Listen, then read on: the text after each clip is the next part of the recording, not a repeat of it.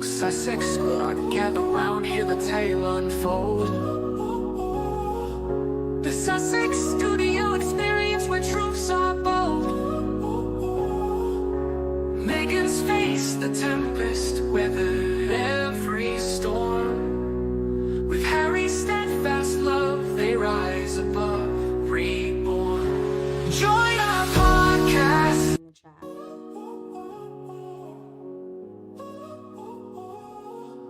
Sussex squad, gather round, hear the tale unfold. The Sussex studio experience where truths are bold. Meghan's faced the tempest, weathered every storm. With Harry's steadfast love, they rise above, reborn. Join our podcast, laughter fills the air. We smash falsehoods, show the world we care. Sussex Studio reveals what you won't forget.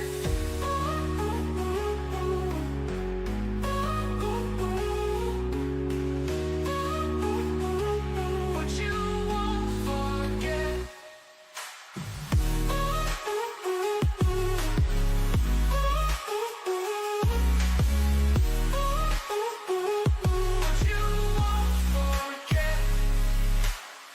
Yo, Sussex squad, gather round, hear the tale unfold. The Sussex studio experience, where truths are bold. Meghan's faced the tempest, weathered every storm. With Harry's steadfast love, they rise above, reborn. Join our podcast, laughter fills the air. We smash falsehoods, show.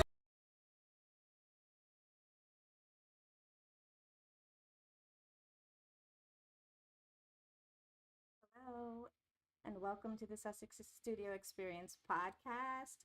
Hi, Gwen. If you guys can hear, if you could hear the video, can you please put a 1 in the chat and let me know that you could actually hear the music? I couldn't hear it on my end. So today, welcome to Meghan's Anthem X Media Battles and Resilience. Today we're going to take a deep dive into Meghan's media battles, where we're going to explore the relentless scrutiny faced by Meghan and draw compelling parallels to other iconic figures like Kendrick Lamar, Muhammad Ali, Michelle Obama, Princess Diana, right? Because there's a lot that's been happening in the media. And what I wanted to do is to remind us all that there's nothing new that's happening in the media, right? So I was watching some video, I think yesterday, and I came across a video of TMZ, and it really got to me, right? It was because the American media is beginning to pick up on this narrative surrounding Meghan. Why are they doing that? You know, newsflash, ding, ding, ding, ding, ding, right? It is because of money. And so it was really interesting to see the person who owns TMZ to take this dive and to take this, simultaneously take this dig at Meghan, Thank you so much, Gwen. Thank you for saying that you enjoy the introduction. It was a labor of love. I wanted to do something special for the pod, and so that's what I did. And so yeah, so I was watching TMZ, not TMZ, I don't watch TMZ, watching, and I saw this, clip of TMZ discussing Meghan, and I'm like, so now they are aware of the amount of money that can be gained based on doing an attack of the Duchess. And so it's really disheartening. And so what do we do when we see these kinds of disheartening things? How do we begin to fight back as these media attacks come on shore in the United States? And so I'm thinking, and so I think effective, what can be effective in this media landscape can be things like old-fashioned letters that are written to editors. So I think his name is Harvey, who owns TMZ. I'm not sure that a letter to Harvey might work, but it could. So thinking about writing a letter to Harvey at TMZ saying, hey, what's up with this going in on the Duchess of Sussex? We are supposed to be Americans, one.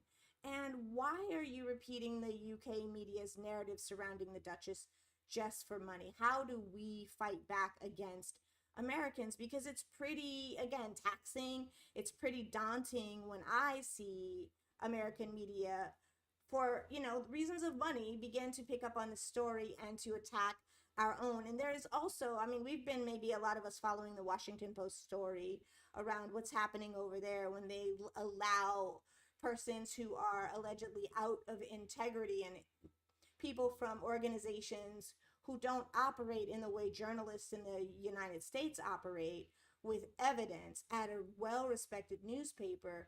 And so we're seeing what's happening there, and journalists at the Washington Post are beginning to fight back and say things like, nope, this doesn't belong here. We have to be fair and balanced. We have to use peer-reviewed sources. These things have to be vetted. And so I think that's a bright spot of good news surrounding our Duchess, specifically because when it comes to articles that are not opinion-based articles, then there should be some journalistic integrity. And of course, thank you so much, Gwen, for saying that one. I'm just saying that. And so in the United States, we expect a different kind of outcome from our media. We have different expectations.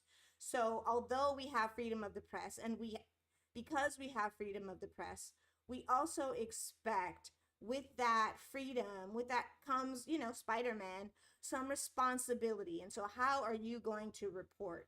Is it going to be salacious? And we understand that TMZ is a salacious tabloid kind of news source, right? And they're just out for money.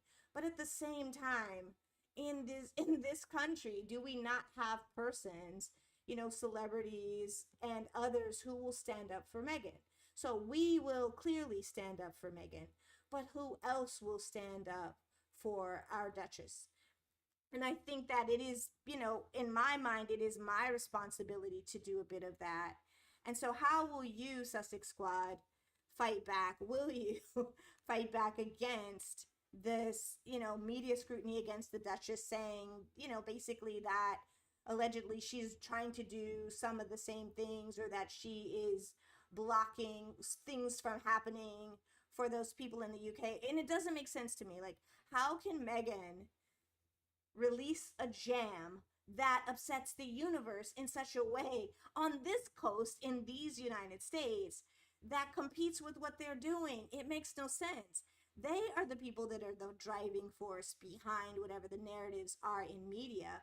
They are the people who are tying Meghan's name, Harry's name, the kiddos' names to everything with respect to media when they're printing whatever articles that they're printing. So as they create articles around their, the person who will be king and the person who is also king currently, we notice that every single article, or too many of these articles, also have to have that money source next to them. If Meghan's name is not there, if Harry's name is not there, and I think more specifically Meghan's name, and they don't have a negative angle on Meghan, then the clickbait is not going to work.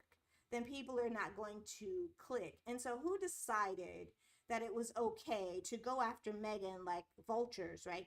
who decided that Meghan was a person that it was okay. We understand, based on what Harry said in Spare, that the arrangement, the the unwritten arrangement that they have with the UK media dictates that those in power have this alliance with the media, and in exchange for, right, stories about persons like Meghan that are not necessarily true, that there will be also a kind of exchange of Meghan. Meghan can be free game, if you will. So, I mean, those are some of the things that I've been noticing lately, right?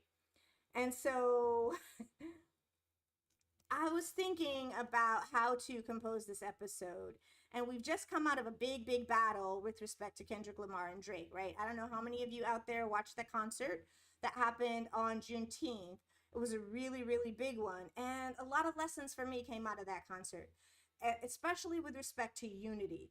We are a unified force in the Sussex squad, and we want to continue to be unified, and we want to be able to fight back against the people that we consider vultures, who are specifically out just to get what they can get from Meghan, right? We can monetize Meghan, and this is what we're going to do.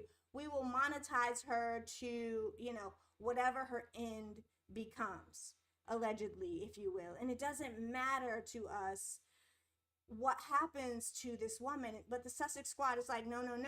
And so Kendrick, for me, his anthem, his song, "We Gon' Be All Right," this anthem of resilience, tells me every time that I start to feel low with respect to what's happening with our Duchess, that with respect to the squad, we gon' be all right, right? Because as we fight against the media scrutiny, we understand that this has been tough. We've had some tough times in 2024. We've had some tough times, for the last 8 years or so that we've been following the Duchess, and still we rise. Still we are all right, even through the trying times, and even through the triumphant times, we are all right. So, so I just wanted to dig into that a little bit today, and to continue to uplift our Duchess, if you will. So, let's see. So let me get into it. First, as we generally begin with a non-denominational prayer and a meditation. So first, I am going to lead you guys in a meditation, right? It's just going to be a breathing exercise today. So inhale, 2, 3, 4. Hold, 2, 3, 4. Exhale, 2, 3, 4. Hold empty, 2, 3, 4. One more time. Inhale, 2, 3, 4. Hold, 2, 3, 4. Exhale, 2, 3, 4. Hold empty, 2, 3, 4. So welcome to our episode, Meghan's Anthem X, We Gon' Be All Right. I'm your host, Professor Zinzi, and today we're diving into the duality in being a minority, resilience, and media scrutiny inspired by Kendrick's anthem. Our focus, as always, is our Duchess Meghan Markle, her experience with the British media, and how the US media is now joining the fray. But first, a fun historical tidbit. On this day in history, the typewriter was patented in 1868. Imagine writing those scandalous headlines on that, right? Stay tuned, because later in the episode we'll reveal some shocking recent comments from TMZ. So here we are. Our first segment focuses on Kendrick Lamar's "We Gon' Be All Right," a song that has become an anthem of resilience. We'll explore its significance and draw parallels to Meghan Markle's journey through media scrutiny and through public life. So what are you guys saying? Let's see if you're saying anything in the chat. So let's see. Gwen says, I can't stand TMZ, nothing but a gossip rag. Absolutely.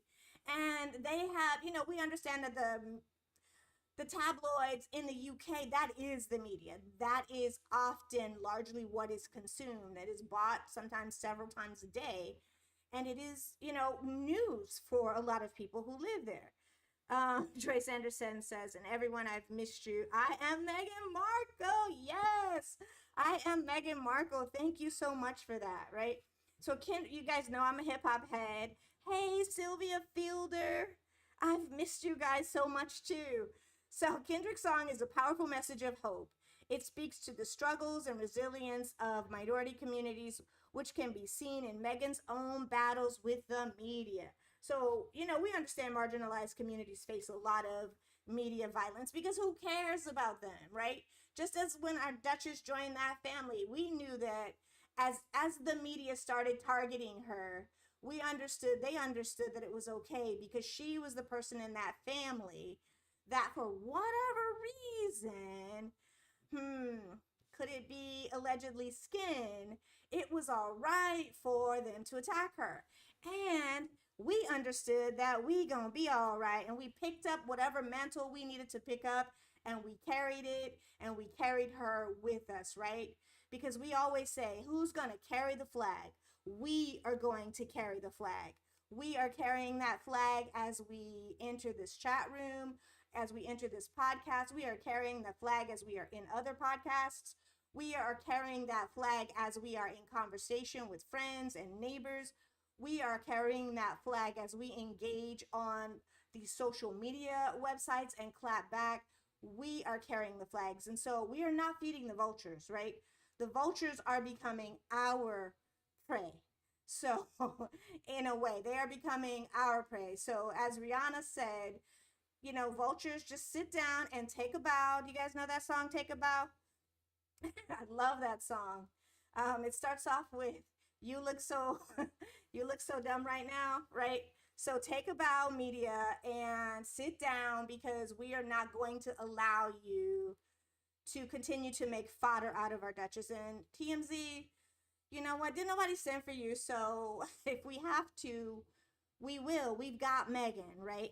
Hello, hello, everyone. So again, Kendrick's song is a powerful message of hope. It speaks to the struggles and resilience of marginalized communities, which can be seen in Meghan's own battles with the media. This song became an anthem during the Black Lives Matter protests. Its message of endurance and faith resonates deeply with those facing systemic challenges, much like Meghan has faced with the UK press. Like, they will not relent. I guess I get it. Like, this is their bag of food. And so what happens when enough of us stand up and say no thank you? And we're watching them in the middle of these newspapers that are dying, right?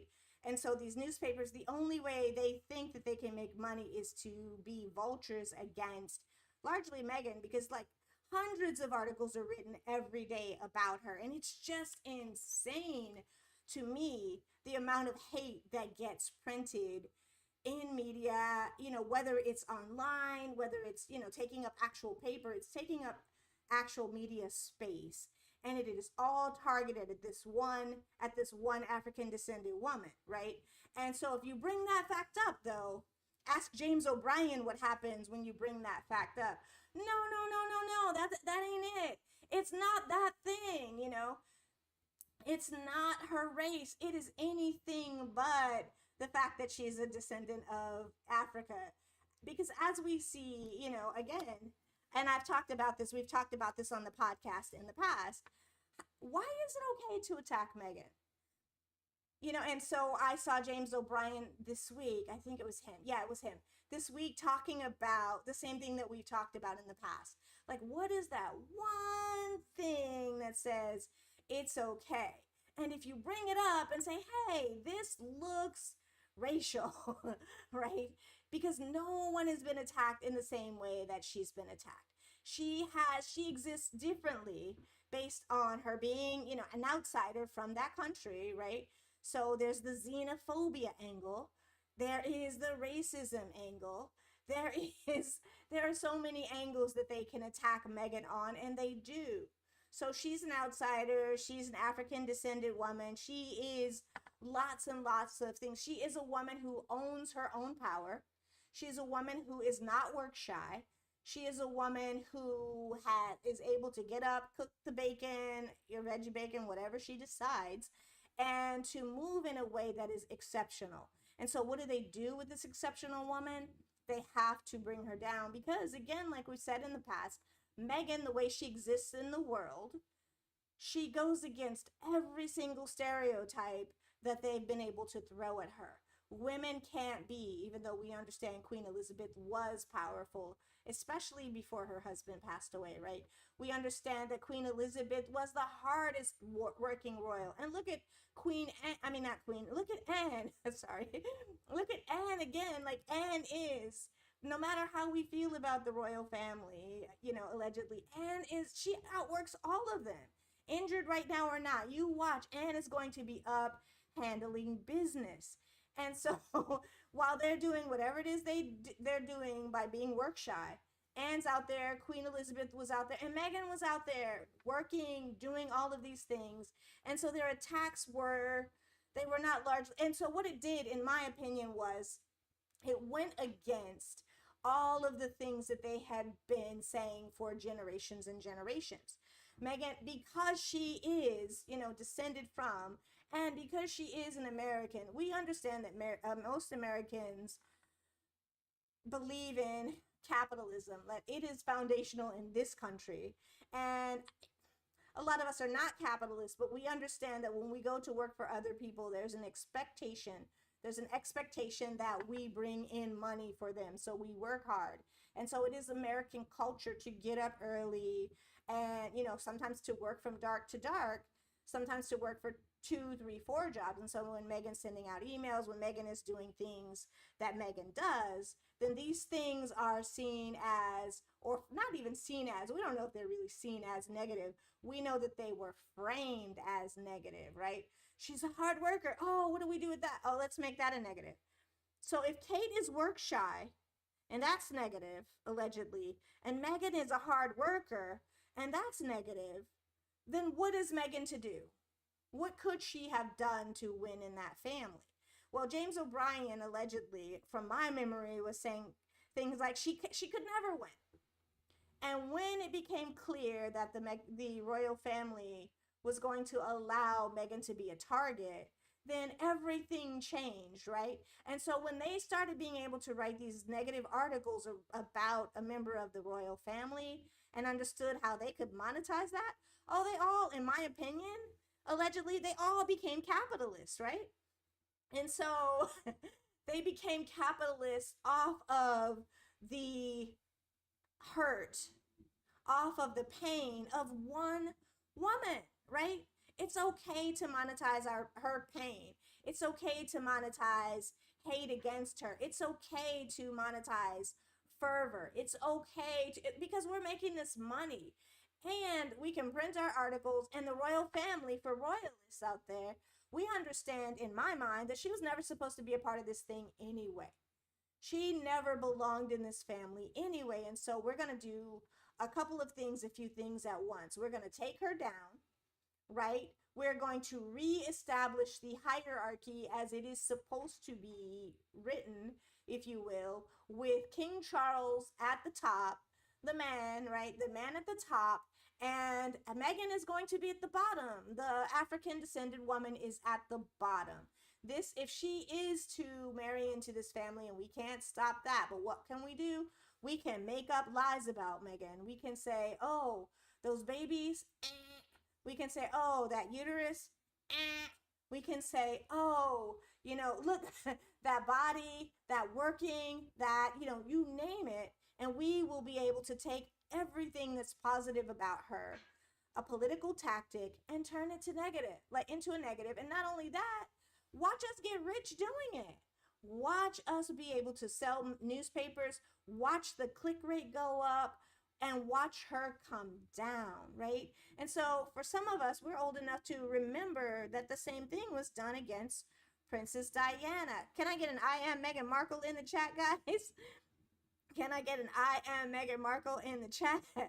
Yeah, we watch them do the same thing with respect to Princess Diana. But you know what? This week, guys, this month, since April of, well, actually since Cat Williams, But after Cat Williams, since April when that Kendrick Lamar battle began, and we watched the biggest, so-called biggest media rap star tumble, right? Because Drake is almost no more as far as his rap career, because he came into, this scene and he was pretty disrespectful, saying things like Kendrick is rapping like he's trying to free the slaves, if you will, allegedly, right? And a lot of his lyrics were, just so many things like that he did, and people, the guys, the people, the women and men, Megan Thee Stallion and others, because Drake was also out here supporting Tory Lanez, allegedly, as Megan was harmed by a, pew pew with respect to Tory Lanez.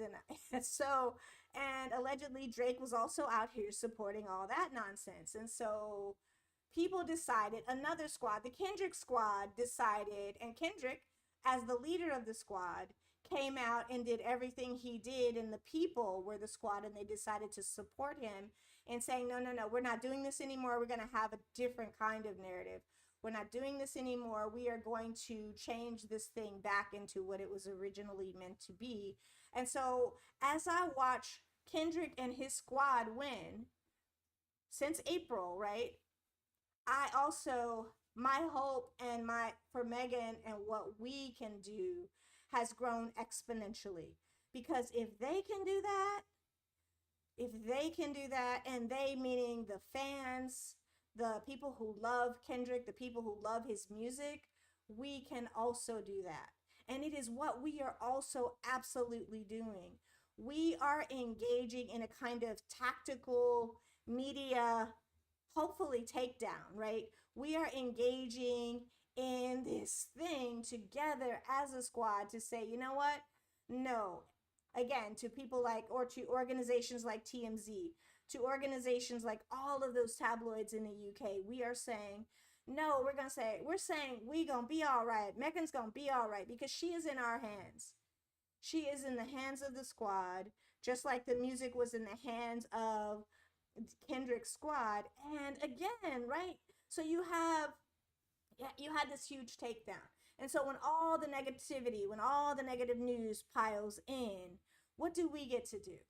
We are going to be all right. We are going to have more and more and more wins. And so, when you look at the individual news personalities that have been out here targeting her, we see, often there's a demise that happens.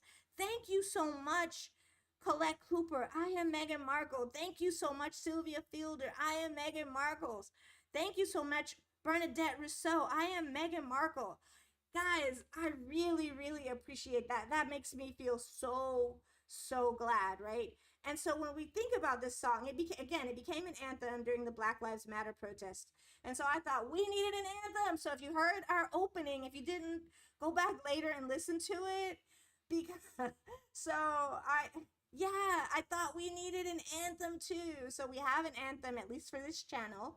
And Sussex Squad, we need music. We need an anthem so that when we need to be pumped up, we can go and listen to our song and understand and use that song and the lyrics as our power, as our energy to do the thing, right? So as Kendrick's song became an anthem, I decided, we need one too. And so Meghan's experience is a modern day reflection of, we gonna be all right's themes. The constant media attacks and double standards she endures are strikingly similar to the adversity that, Kendrick speaks about. And so despite the negativity, Meghan's resilience shines through. She is an embodiment of we gonna be all right, right? As she leads the squad based on her drawing maps for us, as she leads the squad, as she handles her business, as she takes care of her kiddos, as she works on important projects, we understand that we too have a purpose. And our purpose is in serving the squad and in serving our community and in serving her, right? It is in service to all of those things. And we also have a simultaneous understanding that we gonna be all right, right? So as we do this work, we can think about how, this can shore up us and others. So, with respect to Kendrick, what inspired Kendrick to write We Gonna Be Alright? He was inspired by the struggles and resilience of the Black community. How has the song been used in social movements? It's been an anthem for, again, Black Lives Matter protests and other social justice movements. It is also, for me, an anthem for Meghan, because as I think about the crap that we've gone through, we gonna be all right. No matter what, we are here. We got us. We're gonna carry the flag, and we gonna be all right, right? And so that song has been an anthem, and it gets to me. It gets in my bones, right? It is in my DNA. We got loyalty, got royalty inside our DNA, right? It teaches us what we're supposed to do. It teaches us that no matter what they try, we have receipts, we have answers. And so, in what ways does Meghan's experience reflect the themes of this song? In my mind, Meghan's resilience in the face of relentless scrutiny mirrors the song's message of hope and perseverance, right? So, yes, it absolutely does. It absolutely does. And so here we go, right? Recent headlines. So, in this segment, we're going to discuss the relentless scrutiny Meghan faces from British media, now mirrored, again, here they go, by the US media outlets like TMZ. Their recent headlines have ranged from invasive to outright hostile. So TMZ recently published an article questioning Meghan's motives for stepping back from royal duties, echoing the same critical tone as British tabloids. This pattern shows how media on both sides of the Atlantic are capitalizing on Meghan, period. On her body, on her life, on her being. They don't, in my mind, they don't care. It seems like in many ways that they are able to separate her from her humanity. And so, again, I didn't expect that from them, but that's exactly what they're doing. And so these headlines are designed to attract clicks and engagement, often at the expense of Meghan and of Meghan's truth. Meghan's every move is scrutinized, sensationalized, much like the media has treated politicians who aspire to the highest level in this country. And I think they go beyond that. I don't recall, and I do recall President Obama facing a lot of scrutiny in the press. We had the whole birtherism, right? I recall Michelle Obama, for the first time in my life, in my adult life, I'm proud of my country, meaning so much beauty in that, right? My country is doing this thing that I never even dreamed was possible, and that got turned into, this terrible thing. And so we see the media with people who are politicians and politicians' spouses do this thing. And what they've done to Meghan, though, is 10 times worse. It is not confined to a 1 year, 2 year political cycle. This is every day around the world, 365, attack her, say these negative things. Even when she said, I've experienced so much that, I've had this loss, right?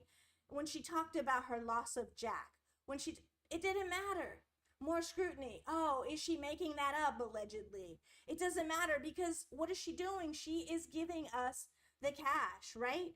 And so how can that be? How can it be that Meghan is their symbol of, wealth? Like, Meghan, attack her and get money, get money, get money. And any kind of journalistic integrity goes out the window. And so us, as members of the squad, most of us, the youngest, are millennials, but we generally fall into Gen X, Boomer, Greatest Generation, those ranges in the squad. And I was thinking about that too, guys. Can you tell me this? This is a thought that I had.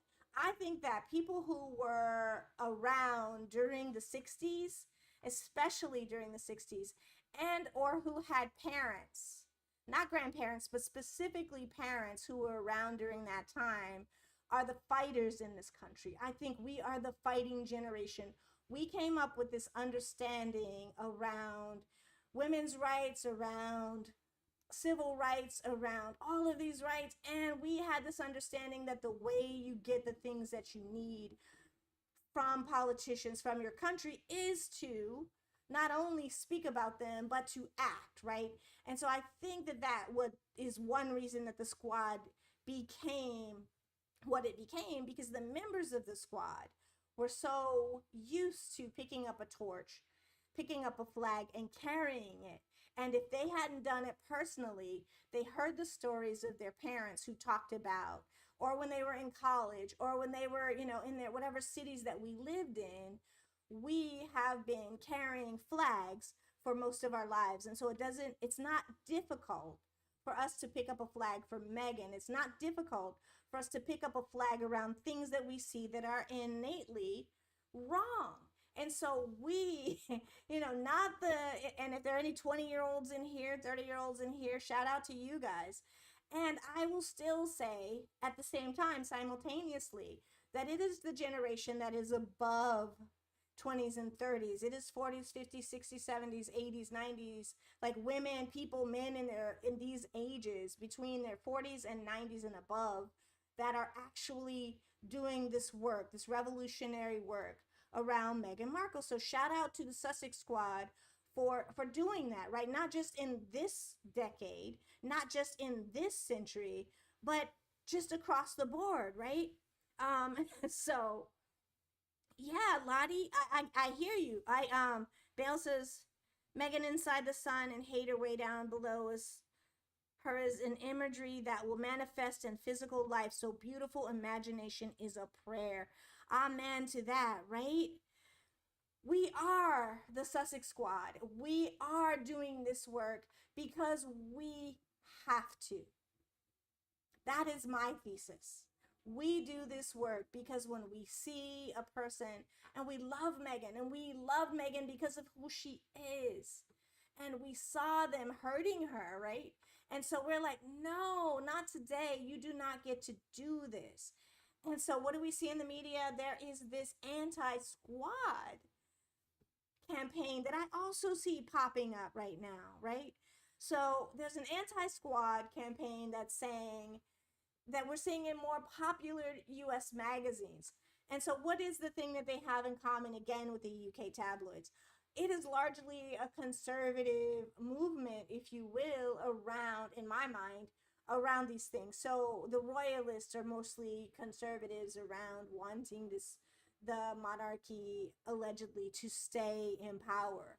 And so they will stand up for, the people that they want to be in power based on, and let's just face it, that monarchy is based on bloodline, right? And again, James O'Brien talked about that this week, and we've talked about that in the past, that at the top of this pyramid of bloodline has been the people with the biggest weapons, who could go from country to country taking things that they need. And I've seen again in media lately this whole thing about why the people in the UK, or not in the UK, but mostly Europe, went around the world to get resources because they were unable, is a thesis for some people, to grow and to produce a lot of resources on their own, right? And so if you can't grow, you can't drop a seed and it grows. If you don't have a long growing season and you're hungry, you might want to go out and see if you can, find a way to get money, to get resources so that you can live and eat. Sylvia Fielder says, I'm following Meghan and learning not to be distracted and making sure I'm getting things done. Yes, we still have to act, and act now. I'm supporting you now that I can't stand in my box. Yes. Thank you so much, Sylvia. We cannot be distracted from our purpose, because I think that in many ways that the work that we're doing in this space and other spaces is ordained, right? Whether you believe in a higher power and you want to say it's ordained by said higher power, if you want to say it's ordained by the ancestors, by the universe, all of those things, I believe that the work that we do for the Duchess and the Duchess family is ordained. The work we do for Mama Doria, and I've shared with you that my birthday is July 1, right? And It is the same as Princess Diana's birthday. And from the time I found that she was like that we shared a birthday, I was already all in on her, but I was like, oh, wow. I feel this kind of kinship with Princess Diana based on that. And then when I see her baby, her literal baby, the last child that I'm aware of that she carried, who had to walk behind that coffin for his mother, right? That, it was said, there was some edict that came down and said, whatever it said, there are rumors around why Harry had to walk this little boy behind his mom's casket, right? Just can you imagine what that would feel like? The devastation with literally millions of people around the world looking at you, and all you want to probably do is go and be hugged by your grandma, go and play with your cousins, go and do anything but think about what's happened to your mama. But no, you gotta be in this long line, walking and walking to show, some people say to show your grief, right? And so some people also say it's to make this institution more popular, because a lot of us watched what happened to Princess Diana. And we also, for those of us who didn't, we have an understanding about how her security was taken away. Why was it okay to take that security away from the princess, right?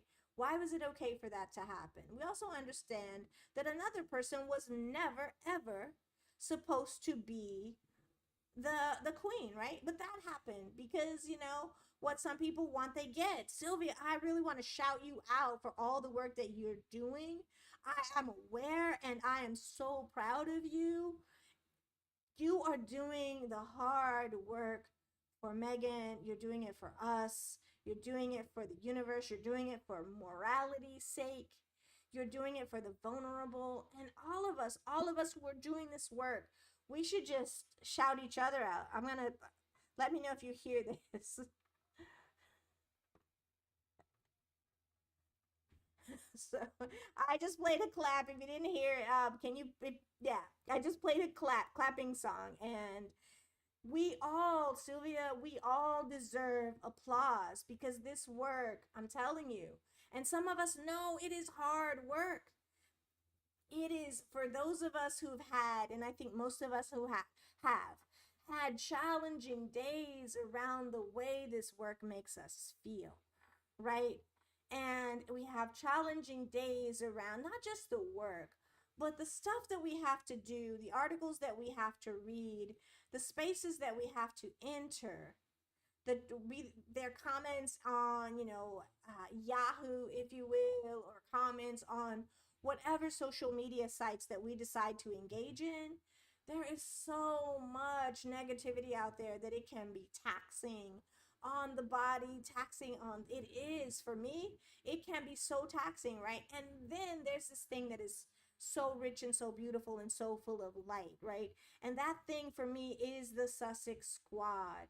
So what when I think about that, I think about like, why do we do this? And I always come back to, I am Meghan Markle, right? I am Sylvia Fielder. I am Gwen Daniel. I am Lottie. And I can't see Lottie's full comment. I see Sylvia said, stand on my soapbox. Absolutely. If you are doing that work, stand on your soapbox and we will applaud you, right? And so Lottie says, do you people think that something could be done to stop this hate towards Meghan? Let's talk about it. Do you guys think that something can be done to stop this hate? For me, guys, I think that as long as Meghan is their cash cow, if you will, right? She's definitely paid the bride price 1,000 times. Every day she's paid the equivalent of 1,000 brides, right? Based on the money that all these tabloids are making by doing this work. I think that at some point something may happen that is going to cause them to take a pause, right? I think that something's going to happen to cause them to have pause. Be that, Oprah, I don't know who could stand up in this space, but I believe that some people can and will stand up and say enough. I hope that she writes her own book. I hope that she does another Oprah interview. I hope like if she wants to go on Shannon Sharp's podcast, I will watch it because we have to be able to. Why should she, the person who's done nothing wrong, why should she be the food for these people who are just cruel in their approach to her?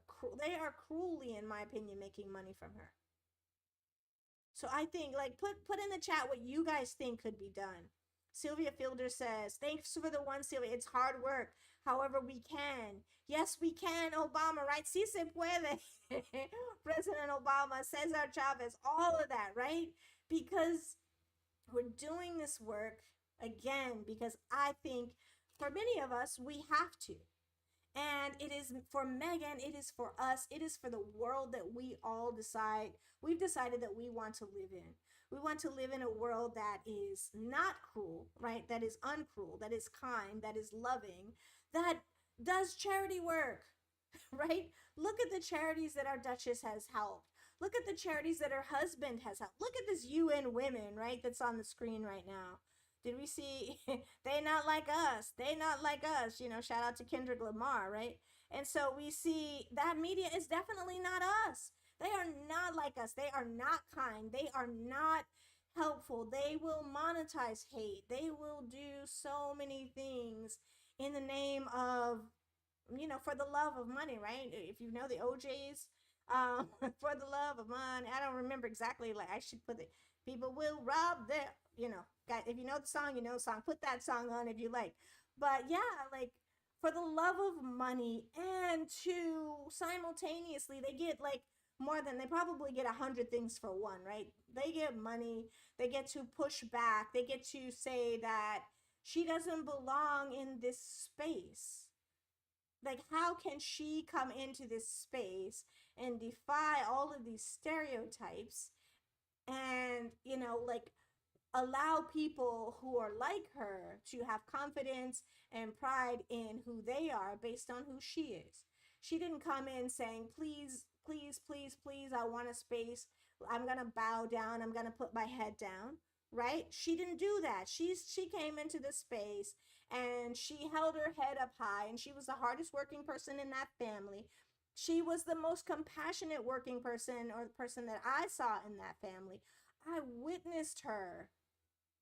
I witnessed her with the cookbook and the towers. I witnessed her do so many beautiful things.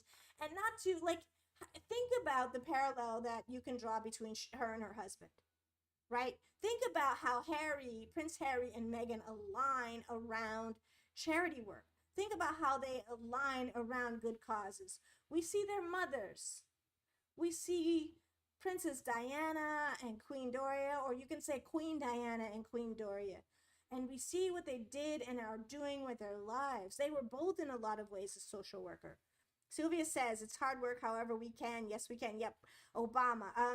I pray that we can help. It is spiritual warfare. It is absolutely spiritual warfare. We are in need of allyship. It will take 1 billion white men to, I think I know, to KCLL to stop. I don't know if that was something that was an acronym. Yes, if Meg could weather the storm, she will reap the harvest. Absolutely.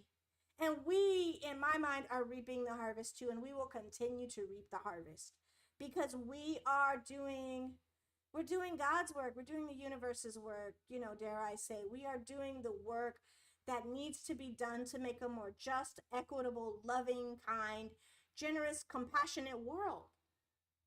Because, again, I am Sylvia Fielder, right? I am Lottie. I am Princess Diana. I am Princess Meghan. I am Princess Lilibet. I am. And because we see our Duchess, we see our princess out there doing this work, she inspires us to do this work. And there's no way that they can stop it. And so, like, when people, serious people, begin to ask serious questions around the hate, you know, when we look back on this time, and again, you know, I was going to talk a bit, I am going to get to Muhammad Ali and how these things have parallels, but we see Meghan at, you know, UN Women here, right? We see Meghan here digging wells and doing this work, right? How many of, and this is pre-Harry, this image here, this is pre-Prince Harry. Meghan was already doing this work. I imagine that she's walked in Princess Diana's footsteps in certain spaces, with unwittingly, because they are the same. Meghan is Princess Diana. Meghan is Doria Ragland, right? Meghan is Queen Charlotte. We are Queen Charlotte. We are all of these people. We would do this kind of work. Some of us have done this kind of work, right? And so, yes, we are reaping the harvest. And again, like as we saw Angela Levin take that little tumble or big tumble with that guy during that interview. I think more and more these things are going to continue happening. And so, um, these headlines are designed to attract clicks and engagement at the expense of truth. Meghan's every move is scrutinized and sensationalized, and dare I say, lied about, much like how the media treats, again, politicians. And this exploitation isn't new. We've seen it with Drake, who's been called a culture vulture for capitalizing on emerging trends and artists. So like Drake allegedly will go and find an artist that's up and coming, and that he will allegedly imitate their swag, get them to sign on to his label, take their songs like he did with The Weeknd. Give me that one, give me that one, give me that one. And The Weeknd finally is like, before he got famous, I'm not doing that anymore. You can have the songs, but I'm not signing with you. And then that artist's career will fester, right? And so, okay, C3, okay, got it. Sorry. So yeah, so this exploitation isn't new. We've seen it with Drake. We've seen it with so many people prior to Meghan. And we've seen it with countries exploiting and going around the world and literally taking wealth and squeezing wealth even out of the bodies of, human beings, if you will. And so, yeah, so he is the latest victim. The media does the same with Meghan, using her story for profit. Why do you think US media like TMZ are now adopting the British tactics, right? They see engagements, in my mind, and they see money, for the love of money, right?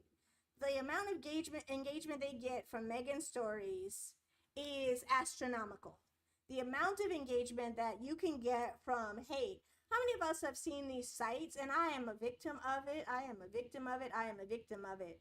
I have seen so many sites out there that have like rage baiting.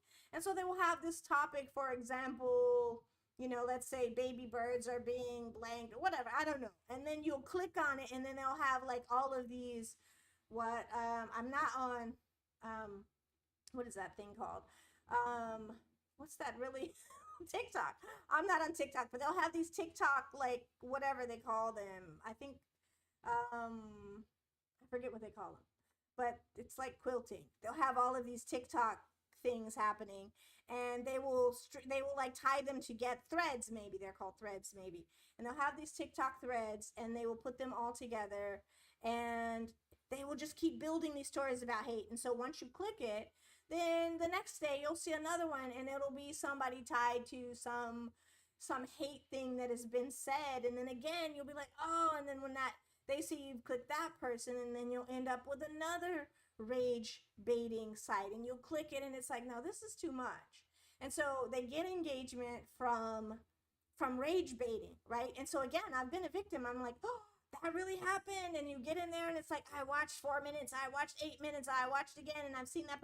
And so in the beginning, I'm like, what is this? Like, I knew it wasn't news, but I wasn't even thinking that this is just rage baiting until I've watched them. I'm like, okay, no, I want to stay away from those sites, because they are also monetizing hate. They will say, like, don't go and say this to this person or that person.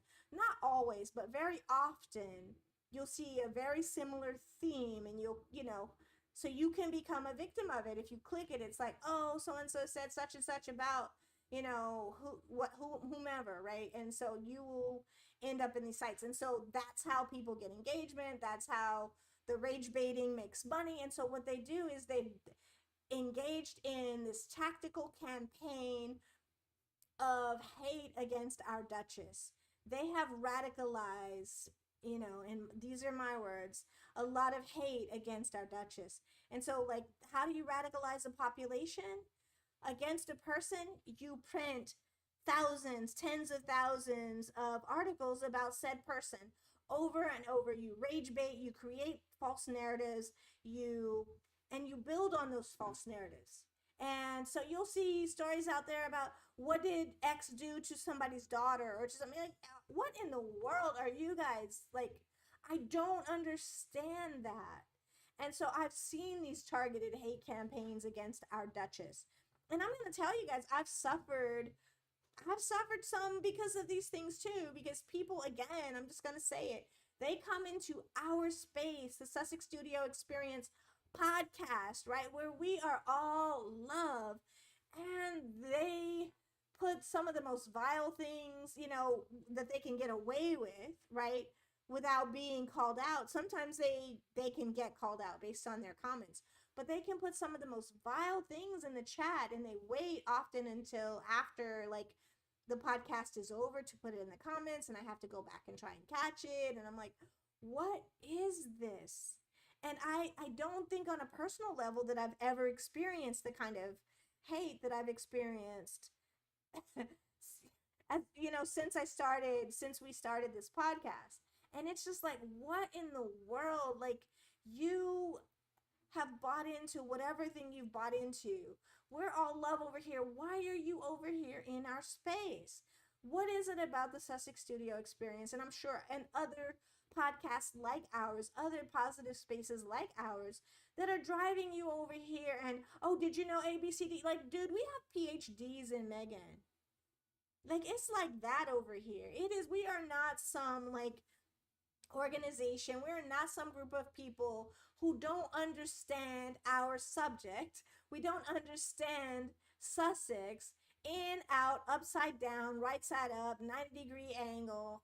And every day each of us bring our own tidbits, and we build and we build and we build on that knowledge, and we build and we build and we build a community, and we build and we build and we build love, and we build devotion, and we are clapping back against hate.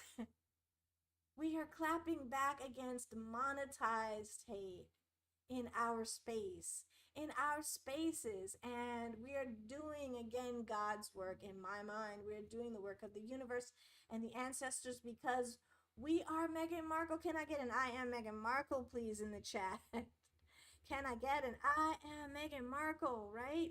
And so, often when so we had the gold rush in this country, right? We had the gold rush, and people came, and they came to this country specifically. I mean, there was a whole group of other people here before, right? Some of my ancestors too. My matrilineal line ties back to North Carolina Cherokee and Trail of Tears and all that, right? So there's some of my people were here already, but then there's this gold rush, and people came over to take gold. And I feel like that's a similar thing that's happening with our Duchess. She is Mansa Musa's gold. You can monetize and you can get rich off of making targeted channels against, or maybe, rich. Some people have gotten rich, and you can make a decent living if you choose to off of monetizing this negativity towards our Duchess. And it's despicable in my mind, right?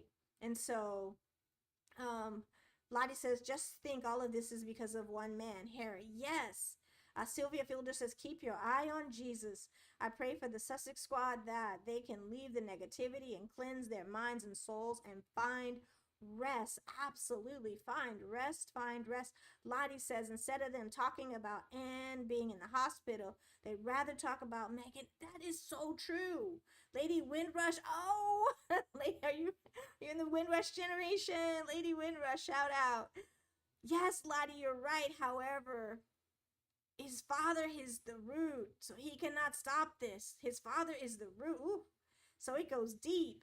Thank you for that. I have not seen Lady Windrush in the chat before, so I just want to give Lady Windrush a shout out. Can you guys give Lady Windrush a shout out in the chat? Thank you so much for joining us. Sylvia says, I am Meghan Markle. Amen. Lottie, absolutely agree. Harry who fell in love with a beautiful, black, brilliant lady. Yes, and because Harry fell in love, can you imagine he saw a picture and he's like, of her being pretty goofy, right? Just being goofy, silly, fun, and he's like, I want to meet her. Who is that? And I think, based on the movie I watched, was like, oh, everybody wants to meet her or something like that, right? I'm paraphrasing allegedly, let me just say that. And so he saw that and like she just looked to him, I think, like she was so much fun.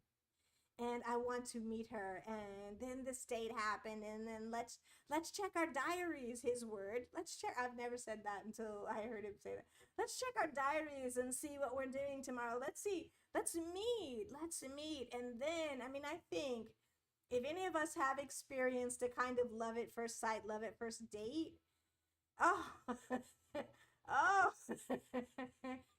even when we're old women, that sometimes that feeling, old men, old people, that feeling doesn't go away often for a lot of us. For me, it's like, oh, I remember that first day, that first look, that first, and just, a little bit about me. Had a roommate in college and met this guy from South Africa, and my roommate was like, I never believed in love at first sight until I saw you, and you had that like, what did she say? She said like Looney Tunes, I don't know, like you Daffy Duck or something, whatever was in your eyes, and it was just, oh, like hearts, Bugs Bunny. She's like, oh, you had these Bugs Bunny hearts in your eyes. And I was like, what? So I imagine that Harry, when he saw that picture of Meghan, he probably felt like a lightning strike to his heart, right? A lightning strike to his heart because he saw this woman that he wanted to be in touch with. And the date happened, and then, oh my gosh, when somebody or something is 1,000 times more than we expected that thing to be, right? When we have or we do something for the first time, and it's like, oh, that was wonderful. I want to do it again. I want to do it again and again and again. And so let's get our diaries out and let's check our diaries, right? And so this is what happened. And so then as a result of that, no, people say Angela Levin and other people would have, liked to have hung out with Harry more or other things, right? And that's not going to happen because Harry is with the love of his life, of this life, right? And so we see that, and we see Meghan and how beautiful she is. Joyce Anderson says, we are doing this work for all of us. I love Meghan Markle. Amen. I love Meghan Markle. Sylvia Fielder says, Lady Windrush. Yes, guys, shout out Lady Windrush. We all understand what's happening with the Windrush generation. I stand against all that garbage. Yasmin Page says, I stand with Meghan Markle. Whatever comes in Jesus' name, love to all. Yes, because, for a lot of us, women, minorities, whatever groups we fall into, lovers of women, lovers of minorities, friends of, we understand what this feels like firsthand to be,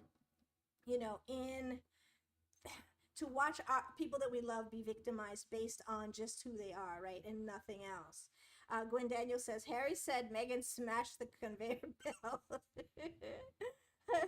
Harry, I can just if I could have been a fly on that wall and then, our non-fave, what he had to say, and then again, I'm going to say this, guys, don't hate me. More and more things are coming out about our non-fave Pierce, right? That he keeps squealing and he could never live on the West Coast in California because he keeps telling all the business. He is out here saying this and saying that and saying this and saying that, and people are like, what in the world? He's just telling all these secrets. I'm loving it. I still, again, if you were in our last podcast, and I don't even want to talk about that, but if you were in our last podcast on Sunday, then you heard us talk about that a bit. I think that he believes, and I'm going to say there's a 2% chance that Meghan will eventually say hello to him or something, that if there's a 2% chance, Meghan, I'm going to do 50 things against you, and 2 times out of 100, I'm going to do something that's going to be, and a lot of times it's big, right? Sylvia says, Harry didn't look at her as a black woman. She reminded him of his mother, Diana. Yeah, I believe that. And I think Harry looked at her as a person. And I think like Harry also, had Halle Berry on his wall in college. So I've seen those pictures too. So he looked at her as somebody he could love. Absolutely. Thank you, Sylvia. Go taste and see. Hey, go taste and see. I'm late, but greetings. Yes, we have a new person in the chat today, Ms. Windrush. So go taste and see if you don't mind saying hello. Gwen says, oh, they're saying hi. Yeah, so all of these things happened. So I think again that Pierce is like, all right, I'm gonna do like 48 bad things and two good things, or for every 49 bad things I do, I'm gonna do one good thing. So 2% of the things that he does are like helpful to the Duchess, because I think again that he believes that there's a 2% chance that maybe, and again, the things that he does out here in these streets, they are sometimes really big, like outing people and telling all this business. And sometimes I'm like, losing his job on morning shows when he gets called out. And I'm like, okay, so he's losing his job talking about these things. And then he joins this other show and, he says all of these things. But then again, like, who outed, allegedly King Charles and Catherine? And then there's this whole, as some Sussex squatties have pointed out, this whole like silence that happens where people go on vacation, if you will, for long periods of time, right? So yeah, again, I think that this is what's happening. Like 2%, there's this 2% chance. Like he doesn't do like whole milk. He likes that 2%. He doesn't do the 0 or the 1%. He's on that 2% milk. So again, so we talked about U.S. media is adopting the same tactics as the UK tabloids. For the love of money, people will rob I don't even know them, their own mother, right? I'm from Ohio originally, so the OJs were a big deal in my household. But yeah, for the love of money, how do these headlines impact our Duchess's public image? They create a distorted view of her, more often than not, overshadowing her charitable work and personal achievements. How do we draw parallels between the media's treatment of Meghan and Drake? our non-hero of the day. Both are used for engagement and profit, often without regard for their personal lives and the truth. So, we're going to talk about, in our next segment, media myths and double standards. In this segment, we'll examine the myths and double standards perpetuated by the media about Meghan Markle, especially compared to her sister-in-law. Right? So, Meghan's actions are often framed negatively, while Kate's similar actions are praised. This double standard reveals deep-seated biases in media coverage. Dun, dun, dun, dun, right? Take, for example, Meghan's use of luxury jam and dog biscuits, criticized as extravagant. Yet, our Queen Elizabeth, enjoyed similar treats without any media backlash. Like, we all understand, or many of us Sussex squatties with PhDs know that Queen Elizabeth had a line of dog bones, right? Dog biscuits. And she's also like a corgi lover, dog lover. So she had her dog biscuits. I think hers were made from venison. Look at that PhD in Sussex, in all of this Sussex squadron stuff, right? So we understand that they have their jam. We've seen the current royal family promoting their jam and even using tactics that Meghan used. Let's see. Joyce Anderson says, Black women who excel are encouraged to be half herself so as not to overshadow the right woman. Okay, Joyce Anderson, say what you really think. So yeah, Meghan was asked to be 50%, be 50% less this or less that, right? But don't do 50% less work. Don't step back or be half in, half out with respect to your duties. We want you to do all the work, but we don't want you to shine so brightly. We want you to shine, dim your light. How do you do that? How do you dim your light? Like, anybody, tell me, how do you dim your light? And to me, I think it can lead to depression. Trying to tell a kid, trying to tell an adult you're a bit. I think Patti LaBelle has talked about this a lot, that people say that she oversings, and just say that she's not your cup of tea. With respect to her, you don't go in and say we're gonna have a Patti, Aretha, Mariah Carey concert and tell Patti LaBelle, or whomever the lineup's going to be. There was a Divas concert. I think Celine Dion was in that too. So you don't tell Celine Dion to like hold that note for 50% of the time that you're so able to hold. You don't do that. You understand her gift going in, and you try and hopefully harness people's gifts. But when you try and tell people to be half of who they are, you're telling them what? That 50% of you is good enough, but the other 50%, that's too much? How can you help the way that people experience you? So, because the world at that time experienced her with so much love, right? They were so excited after, the tour. Then other people don't shine as bright. Well, if you think about the Jacksons, right? When I was coming up, we all had our favorites. Jackie was mine. My friend would say, "You like old men."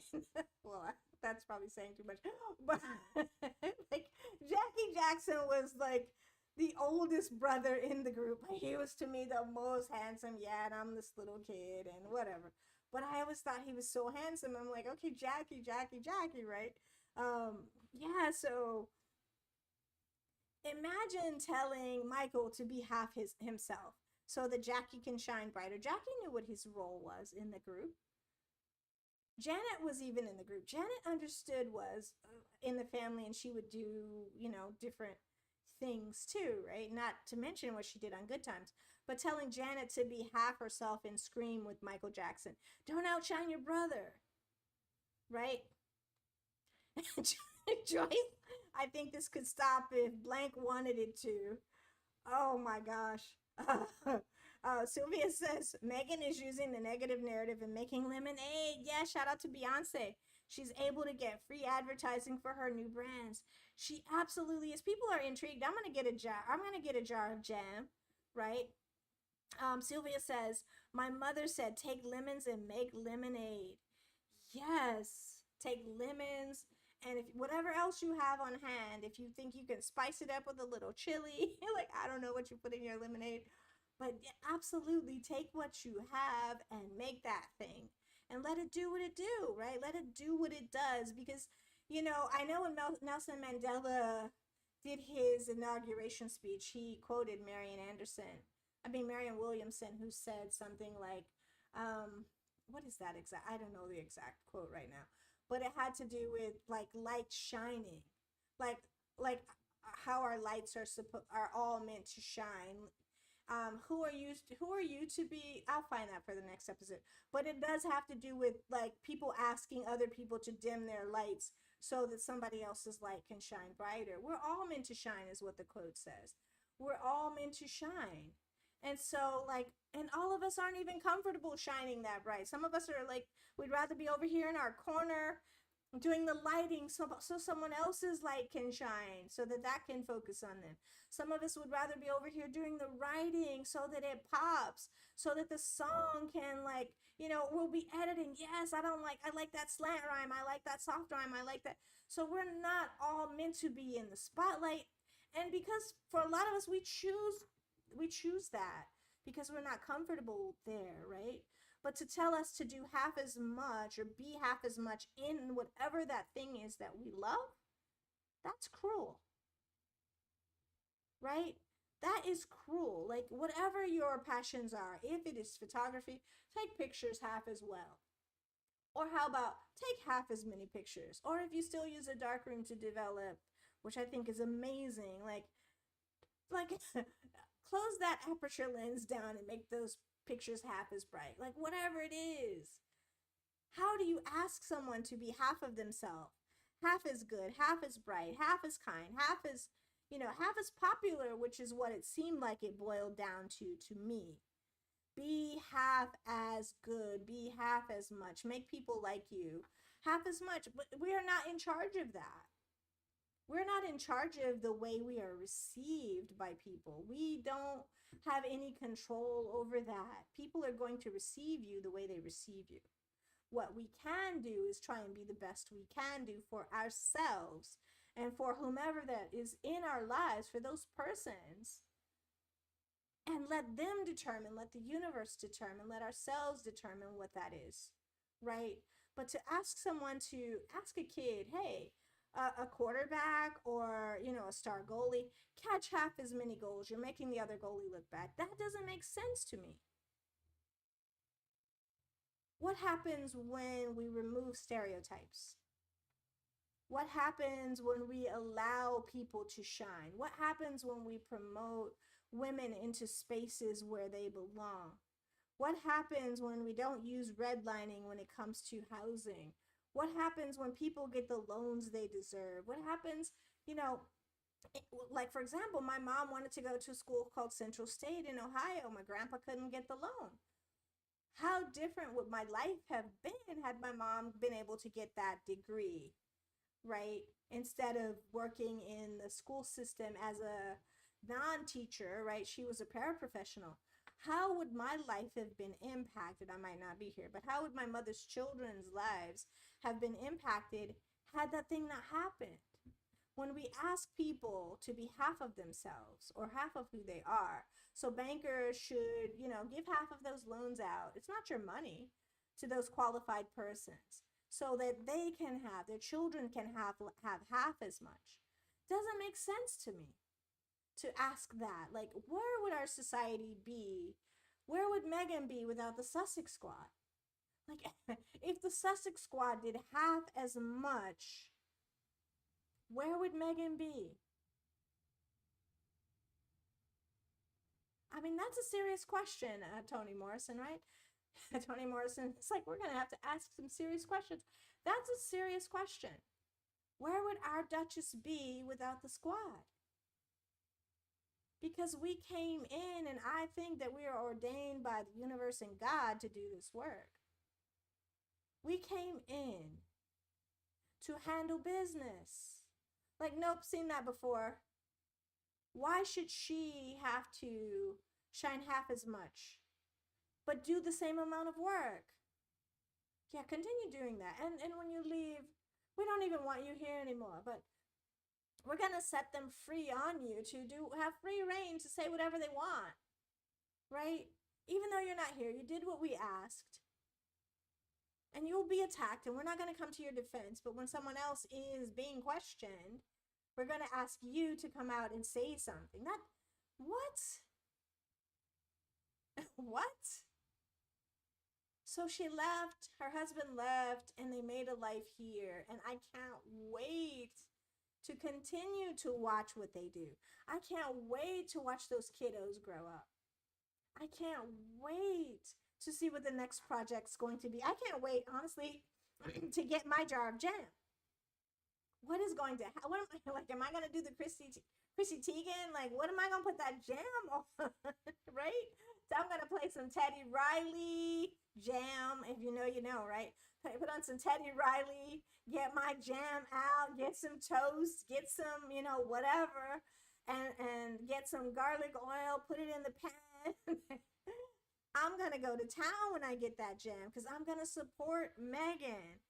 And as we support Meghan, we're supporting, in my mind, we're supporting God because we're protecting a woman who's vulnerable. We are supporting the universe. We are supporting women. We are supporting love. We are supporting, manifestation. Meghan, people often talk about manifestation. Meghan is out here manifesting things, right? Adatha Lee. Hey, shout out to Adatha Lee. I haven't seen you in the pod before, Adatha. Can we all give a shout out to Adatha Lee, please? Adatha Lee, she's experiencing a lot of unnecessary spiritual warfare. Yes. Thank you so much. Thank you so much for that. I am Meghan Markle. Yes. Can you guys give a shout out to Adatha Lee and give us all an I am Meghan Markle? Lottie, you are so right. Where would Meghan be? Lottie says you're so right. Where would Meghan? Yes, and that is, I think, to me, that's Nowhere near the brilliance of Toni Morrison 1,000 times over, right? But, you know, when she says, and that's a serious question, I think that's a serious question. Where would our Duchess be without the squad? Where would Meghan be without us? I mean, literally, when we pause, when we take pause and we say, you know what, wait a second. If we take a pause and we ask that question, where would she be? You know, as we saw the media encroaching on her life, literally cutting fences and coming over fences into yards where she lived, violating all of those things, right? As we saw these things, thank you, Lady Windrush. Again, I think a new member of the squad. I don't know if you've joined yet, but we would really appreciate it if you do. If you're enjoying your time here at all, could you please like, subscribe, you know, subscribe. But again, yes, Meghan is a strong woman. She must come out of this victorious. She must. We are working for that goal, right? We know that she is better off where she is in Montecito doing her thing. And we also simultaneously we're starting to see American media doing the same thing, but I know some people are going to clap back hard against them. Some serious questions are going to be asked, even around TMZ. Because what would Toni Morrison ask TMZ? Like, she wouldn't say either. What would Toni Morrison say? Some serious questions are going to be have to be asked about why this was allowed to happen to this woman.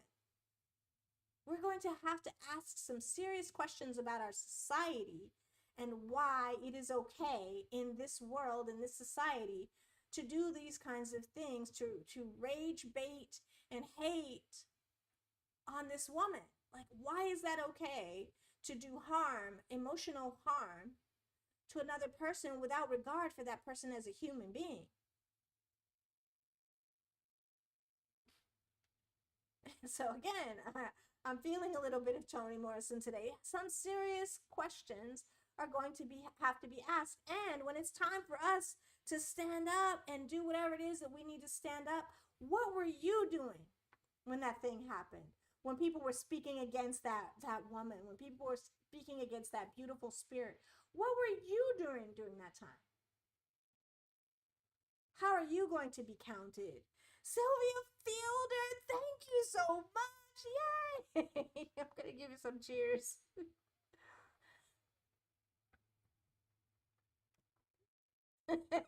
I like this one the most. No, not that one. I never use that one. Sorry. Never that one. Oh no, where is it? That one.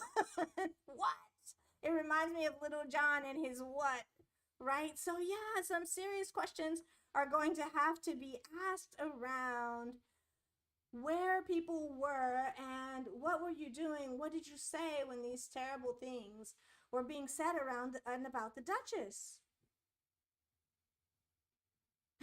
What is your role in all of this, right? What is your role? Again, thank you so much, Sylvia, for your donation to the channel, for your engagement, for your work out here in these Sussex Squad streets. You have been doing this work, and we all applaud you. We all applaud you, right? And so, yeah, like some serious questions are going to have to be asked about ourselves and what was our role in, you know, this hatred campaign and this hate campaign against the Duchess. Like, did you stand up, right? We've heard that poem about first they came for this person, right? By, what's his name? Gosh.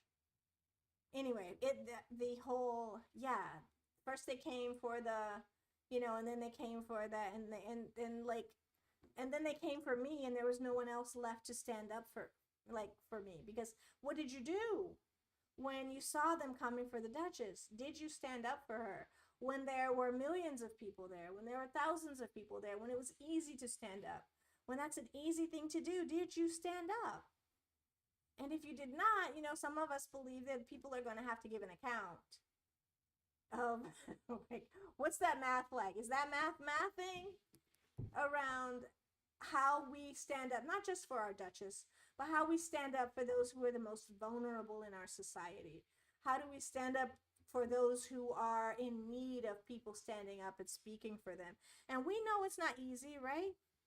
It is not easy to be that person. And we are, in the squad, we are those people who are doing this work. We are those people who are standing up and saying, no, you don't get to cause people harm. Right? We're saying you don't get to do these kinds of things. It is not something that we value in the squad. So that is, it's not something that we are going to allow in the squad, for people to stand up and hate this Meghan, right? Lottie says, just think, her mother has to watch what they're doing to her child. Yeah, and absolutely. Let me try this again. Her mother has to watch her child going through that. And thank God that her mother not only brought a child into this world who's capable, we also know that she's vulnerable. But her mother shored her up early in her life. And her mom has got her, right? So I'm sure her, the amount of media she consumes is limited. Social media, probably like a Kendrick Lamar, it's extremely limited. And what happens, though, when you just happen to see it? I'm sure her mother, Mama Doria, her time is also probably extremely limited, the time that she spends on social media. But that's her child. And so, and so when we see our children, when we see people that we love going through unnecessary garbage for profit, for other people's profit, like, what do we do? What do we do? And so and then we're also starting to see Meghan's biological father, him being back in the news again, like people asking questions. What does that have to do with you? Like, when we make the choices that we make around our family members, around our friends, when we make these when we do things that are wrong, right? And we know that they're wrong to people that we love, we generally understand that there's going to be a reckoning, a kind of consequence that happens. So what is she supposed to do? How can you step back into a relationship with someone when her relationship is different? It's not just something that can happen. Like, I don't know how many of you guys have seen people get outed on social media around a whole lot of things, but I'm just going to say, in my family, every once in a while, I will hear somebody said something on Facebook about somebody else, and it's wild. I'm like, you guys are actually out here putting family business or people business out in the streets like that? Why? So imagine, like, how much that harm that causes to a family member. Now imagine being a person who is, at times, really often, almost, just really, really often, the most Googled person in the world. What does that impact when your father's out here in these streets saying these negative things about you? How does that get magnified when your father is able to, allegedly profit off of making money from sites that you're suing, allegedly, right? And so how does that feel?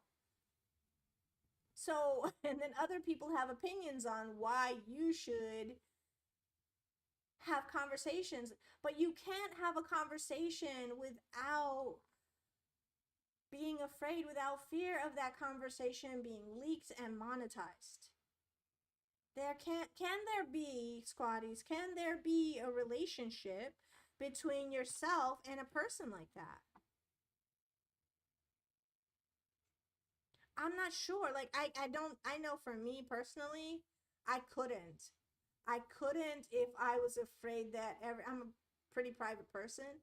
So I can't imagine my mom or, my dad going out in these streets saying things, on social media about me to make money. and then having to fear that these things are going to be put out in the streets for like, yeah, for money. And so, and then other people having an opinion on what I should say to my father, like, kick rocks. You don't get to do that. Sylvia Fielder says, I remember 1968 civil rights in the community of color rioting against racial injustice. Yeah, and I know I remember the racial reckoning that happened as far back as Rodney King. I remember some of that Rodney King stuff that was happening. These things are tough, right? These are defining moments. And so, you know, and he said, and people laughed, but I think I didn't understand the laughter. I think when he said, can't we all just get along? Like, why can't it be simplistic? Like, is that not a simple thing? Can we just not all spew hate? Can we just not all, you know, get out here and be nasty to each other? What can we do in its stead? Can we all not just try and, like, do good? Can we all love? Can we all, you know, it is simple. If we ask a 5-year-old child or a 3-year-old child how to solve a problem in, you know, in preschool or kindergarten, it's simple, right? They have simple answers. Like, it's not hard. I'm going to talk to my friend again tomorrow. And at the same time, they're not going to do the same horrendous things that a lot of us do for, you know, or a lot of people. Now, I'm not going to put myself in that one, but a lot of people do for money, right? For the love of money. People will, you know, do this and do that, even to their children, apparently. And so, like, when your child says, you know what, I can't. It hurt too much when this thing happened. Who are we to say, or who is anybody to say how you should deal with a person when treachery has been committed, right? Suvi says, we are the squad standing against racial injustice. Absolutely. So when we think about, so now we're going to think about, we're going to talk a little bit about some of these other historical parallels, right? And so I want to talk, let's draw some historical parallels to what's happened with our Duchess.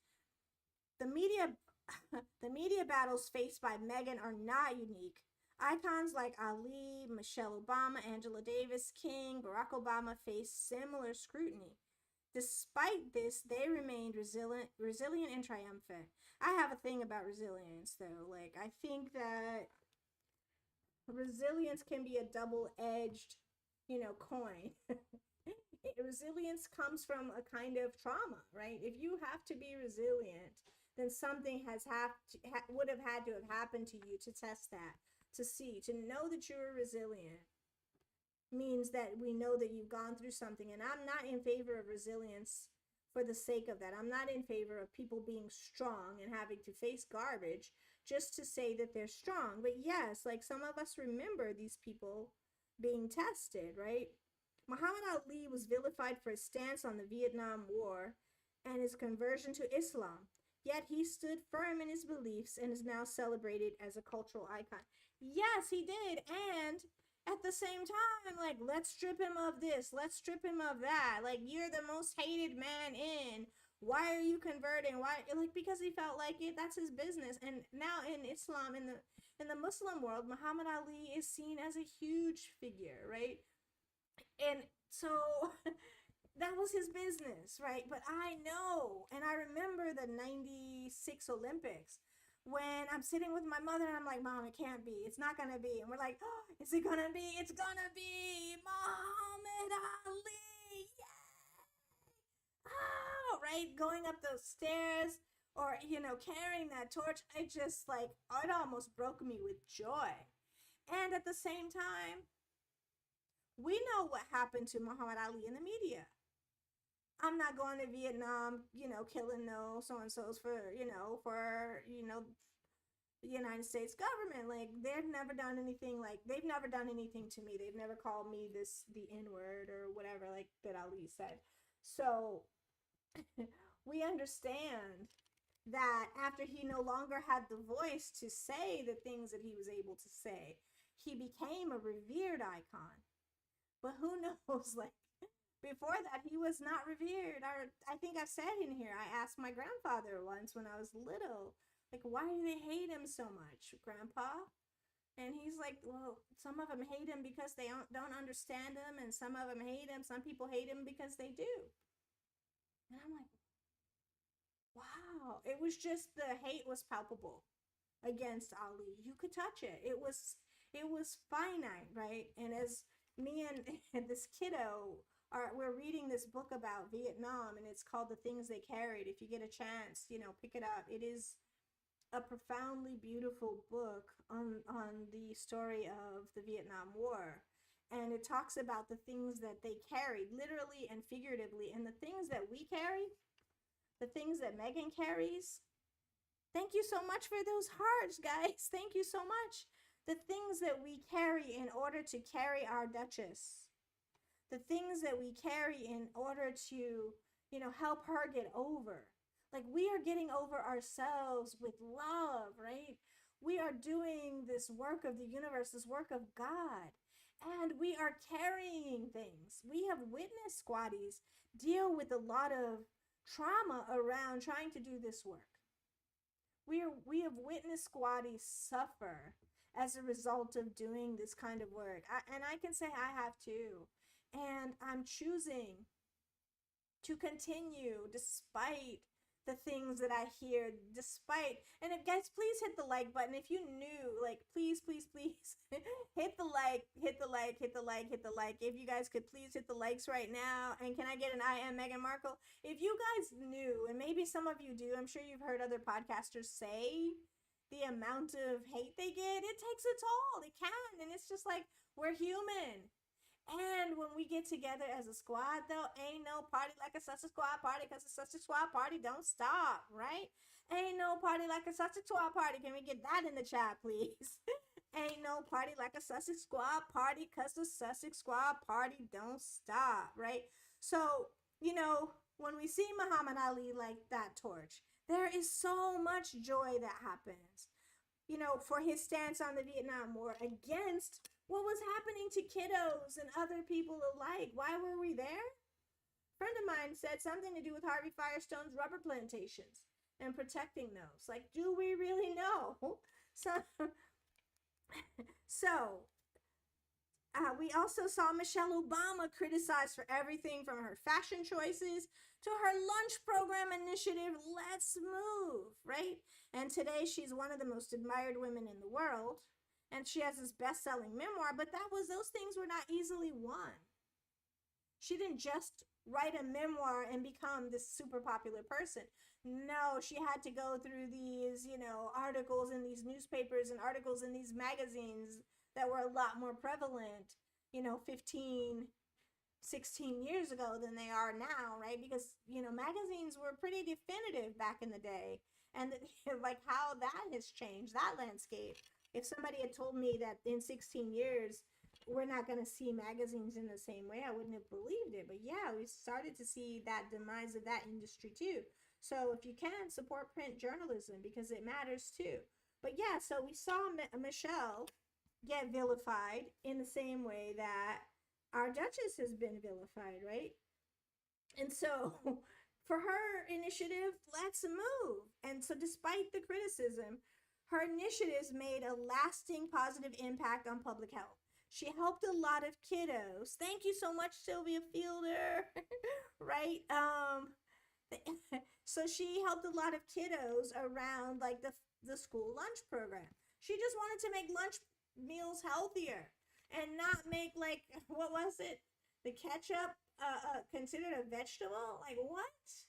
I think that's what it was. Like, oh, if the kids, when they have a ketchup packet, that's considered a vegetable. Really? Okay. And she wanted vegetables to actually, like, on the plate to count as vegetables, not just ketchup, if you will. And I may be misremembering. I don't think I am. But yeah, so that happened. And, as a result, kiddos got better school lunches with respect to that. So, but Michelle had to go through it in order for that to happen. And so then when we think about, like, Princess Diana and her legacy juxtaposed to Meghan's resilience, And again, as we approach Princess Diana's birthday, my birthday too, it's poignant to reflect on her legacy and how it continues to influence Meghan.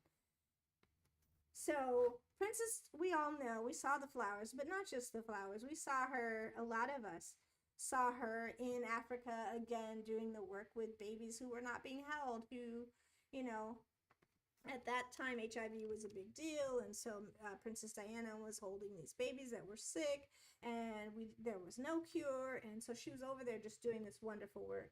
And she was beloved for her compassion and her charity work. Her influence is evident in Meghan's initiatives, from mental health advocacy to women's empowerment. And Meghan's recent projects, like her work with SmartWorks, reflect Diana's her ethos of using her platform for good. It's a beautiful continuation of Diana's legacy, and also her work with her partner, Harry. Our Prince Harry, sexiest man alive. Prince Harry, the sexiest man alive, based on the Black wife effect, and her, them out here, like, he got that major glow up, right? And so we see with Invictus, we see Harry's, like, being a parallel of his mother. We see that work that is mirroring the work of his mother. We see his Well Baby project, or him working with Well Baby and doing that work specifically with respect to the work that his mom did. Like, they are just this wonderful couple. And so we saw Diana face her media battles and how she remained dedicated to her causes. We also see Meghan's resilience. Again, resilience, you don't know you have it until you deal with trauma. In the face of similar scrutiny is a testament to her strength. How does Meghan honor Princess Diana's legacy in her charitable work? I think she does it through initiatives that focus on empowerment and mental health.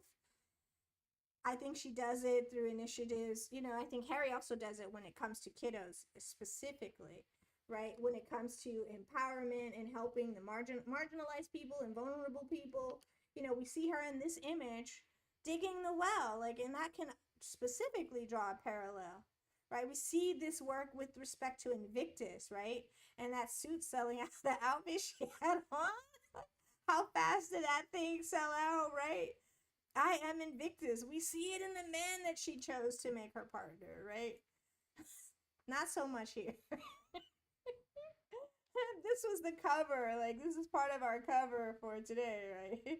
But her fashion, she buys sustainable fashion, and she supports fashion that comes from places where women own, women work, where people have, not necessarily a lot of resources. So we see her supporting these things, right? This was our cover. But we also know we gonna be all right, guys? We gonna be all right against these people. Yeah, she might be wanted by them, but they don't want this smoke, right? They do not want this smoke.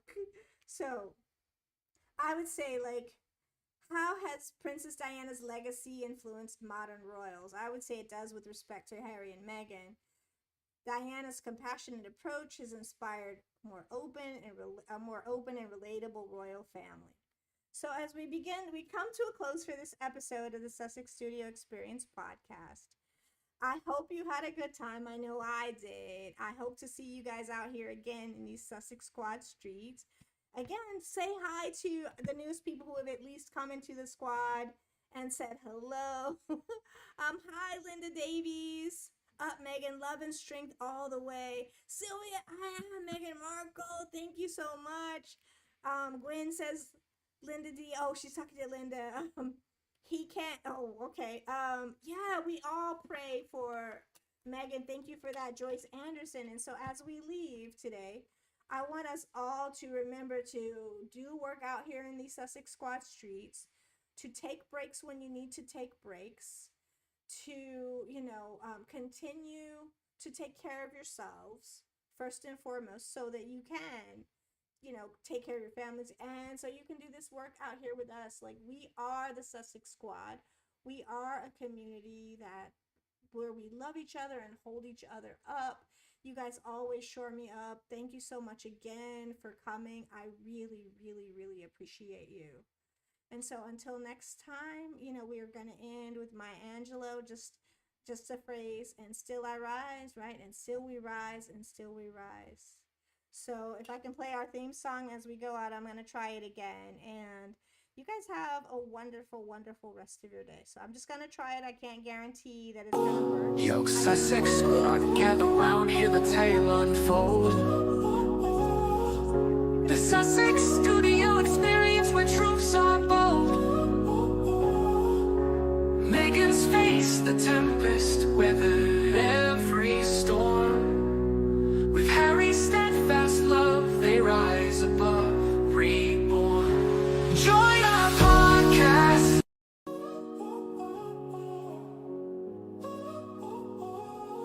Yo, Sussex squad, gather round, hear the tale unfold. The Sussex studio experience where truths are bold. Meghan's face the tempest, weathered every storm. With Harry's steadfast love, they rise above, reborn. Join our podcast, laughter fills the air. We smash falsehoods, show the world we care. Sussex Studio reveals what you won't forget.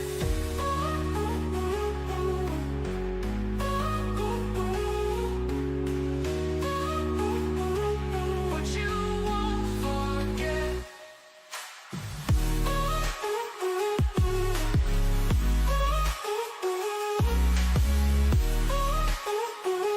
What you won't forget. Yo, Sussex squad, gather round, hear the tale unfold. The Sussex studio experience where truths are bold.